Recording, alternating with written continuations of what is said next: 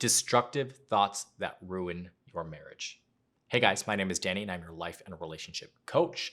And today we are focusing on mindset, right? The ways in which we think, the way in which we perceive ourselves, our relationship, our partners, and how they can impact and affect our marriage and our relationship. I talk about this all the time in regards to changing our mindset, becoming more self-aware, focusing on reflection and introversion. So you really start to ask yourself the difficult questions, understand how you operate emotionally. And oftentimes what I find is that there are very particular ways in which people think that lead to the destruction of a relationship. Because what happens is that you create a self-fulfilling prophecy for yourself. You self-sabotage and you allow your mind to run wild. So what are some of the patterns of thinking that result in the breakdown of a marriage? The first one is the blame game, right? And I have created a video previously just focused on the blame game.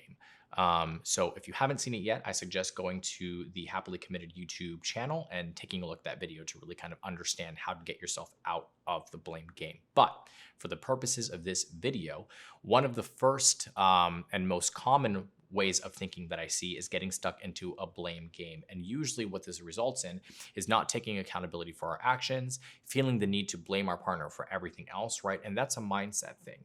So feeling that you are constantly on the defensive, feeling like you are constantly having to protect yourself because you are thinking that your partner is out to get you. You are thinking that your partner is trying to purposely hurt you. You are thinking that your partner is purposely pushing or pulling the trigger, right? Pushing that red hot button. And maybe in some circumstances they are, right? Because there's some general hurt, there's some frustrations, there's some resentments in the relationship. And naturally what happens is that you start to get into a pattern of really blaming each other, hurting each other, because you think that that is the only way that your partner will understand how you feel. But that is not a productive or effective way of dealing with your issues, right? So again, one of the first ways in which people start to change their mindset in a negative way is to start to blame their partner because they assume that their partner is wanting to hurt them. The second destructive pattern of thinking is labeling your partner, right? So, well, let me clarify. Unfairly labeling your partner. So you label them as lazy. Label them as an asshole. You label them as, I'm not going to say all the other bad words that most people think about when they're in a relationship and they're upset and they're frustrated and they're angry, but you create this identity for this individual and you start to believe that that's actually who they are. Now I understand there's a difference between, words and actions. And if their actions prove to you that they are those things, right? That they are lazy, that they don't care, that they are assholes, whatever the case may be, then I understand why you've gotten into that mental headspace. But it's about also actively choosing and making the decision to try to change that perception of that person in your mind. Give them a chance, give them the opportunity, because once we identify and we label something, it is very difficult to get out of that perspective, of that perception. So do your best to not label your partner, right? If they are having a tough day and they are just, so I'll give you a perfect example. Let's say that your partner is working 8 to 10 hours a day, right? There are errands that they're running, all of those things. And then they come home and they lay down on the couch and they start watching TV. If you are labeling that as your partner being lazy, that's not necessarily fair, right? That's a little bit unfair because they are still exuding energy. They are still being responsible. They're still going to work. They're still contributing to the household. But to you, maybe they're not doing as much as you do. And it's not fair to label somebody based on what your own personal expectations are of yourself. So keep that in mind. The third one is assumptions, right? Assuming things. And usually what I find is that when people get into a pattern of behavior, into a pattern of assuming things, it's because they lack communication in the relationship. There is a emotional detachment. There is an inability for the two individuals to be able to speak and understand each other and resolve conflict. So what do you have left to do is assume. right? Allow your mind to run wild because you don't have all the facts and you're trying to piece things together. You're trying to rationalize things and have things make sense in your mind instead of actually taking a step back and saying, hold on, is that rational thinking or is that irrational thinking? And either way, having a conversation with your partner and saying, hey, this is how I'm feeling. Can you tell me if this is accurate or not? Or can you clarify for me, this action or why you did this or why you said this? Maybe there's a change in the dynamic of the relationship and you're not exactly sure why. Instead of just sitting back and not confronting your partner, right, in a productive way, in a healthy way, you just start to assume because maybe you avoid conflict. Maybe you're not the pursuer. You're more of the avoider in these types of situations. But that does not contribute to a healthy relationship. That does not help you to progress. That does not help you to develop a strong foundation when it comes to communication. So communicate with your partner. Express to them how you are feeling. And if communication is one of the biggest things that you struggle with, I highly recommend going to the product section of our website and purchasing the product that I have created around communication. I invested months in creating that product, and it's because I want to help people to learn how to communicate with one another. It is one of the biggest things that I find in my one-on-one coaching sessions is that people think that they're great communicators, but realistically, they're not. You haven't learned the foundational tools in order to communicate effectively and productively with your partner. And that communication training specifically is geared towards the fundamentals and helping you to resolve conflict. So I highly recommend it if it is something that you struggle with. I guarantee you, I promise you, it will change the dynamic of your relationship. It will change how you perceive yourself, your partner, and how you just interact with them and other people around you. The fourth one is pessimistic thinking, right? Basically, what this means is that you are constantly waiting for the bomb to drop. You are constantly waiting for a negative outcome. You are constantly waiting for the rug to be pulled out from underneath you.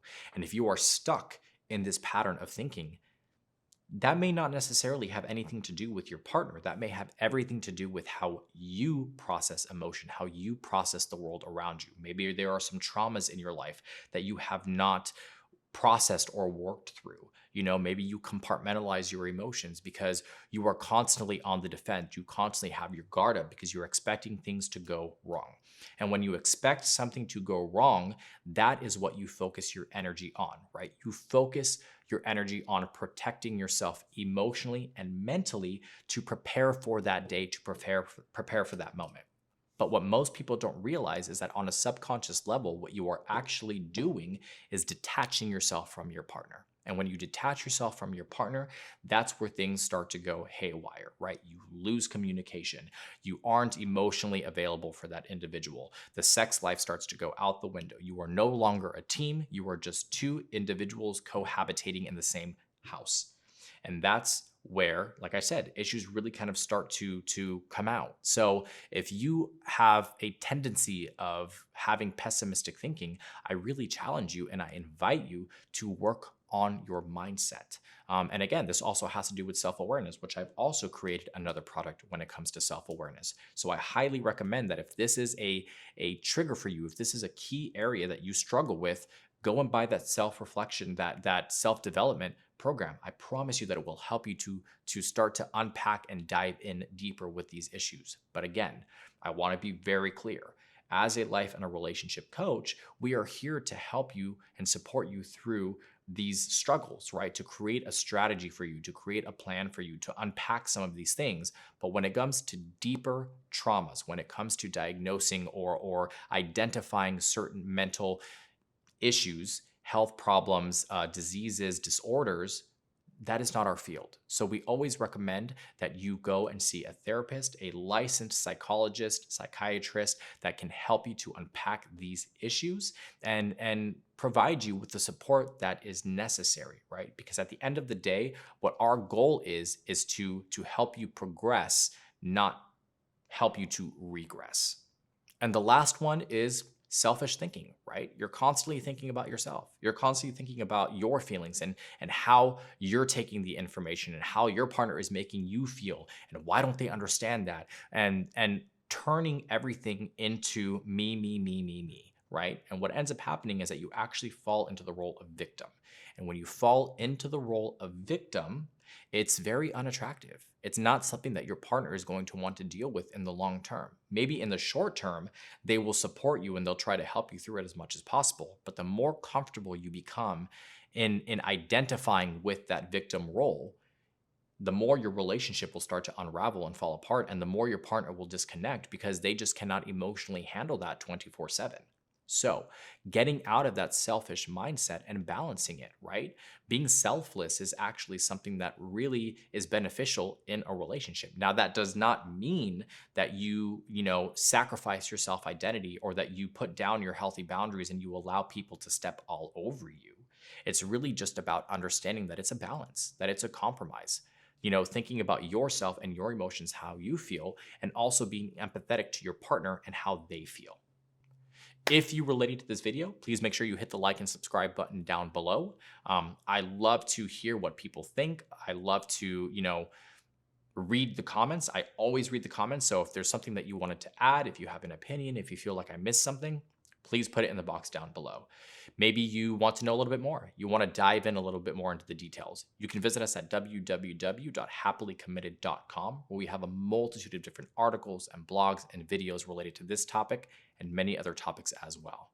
If you'd like to book a one-on-one coaching session, please make sure you book through the website. You can book with myself or any of the other amazing coaches that we have on the team. We are here to support you in any way that you need. Again, my name is Danny. I'm your life and relationship coach. I hope you're staying happy and healthy.